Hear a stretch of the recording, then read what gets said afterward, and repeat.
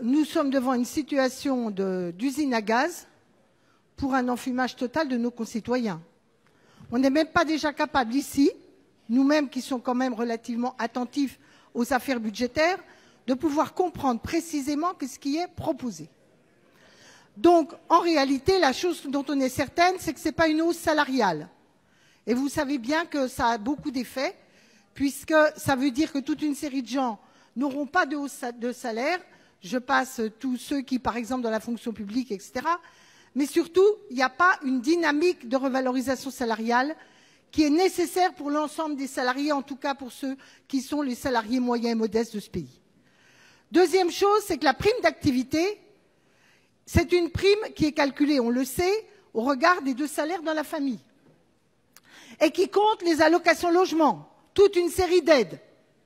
Ce n'est pas une rémunération du travail, c'est une aide publique pour compenser l'insuffisance des salaires.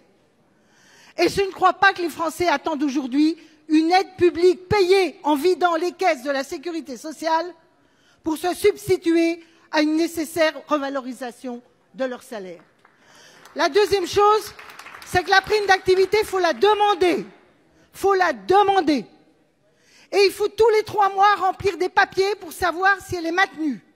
Il peut vous arriver qu'un trimestre, vous touchiez la prime et que le trimestre suivant, vous ne la touchez pas parce que, par exemple, la prime de Noël vous fait passer pile poil au-dessus de l'ayant droit à la prime d'activité. C'est une logique, c'est une bureaucratie phénoménale. C'est un mécanisme qui finit par diviser les Français, là où la revalorisation du pouvoir d'achat des catégories basses et moyennes aurait dû être non seulement les gilets jaunes, mais une grande majorité des Français attendent cette dynamique-là. Ils passent à côté du chemin et aujourd'hui, la confusion de leurs propositions et des formulations de communicants bien pensés vont donner le sentiment encore davantage à nos concitoyens qu'on se moque d'eux, qu'on les méprise et qu'on fait semblant de leur donner des réponses alors que ce ne sont pas.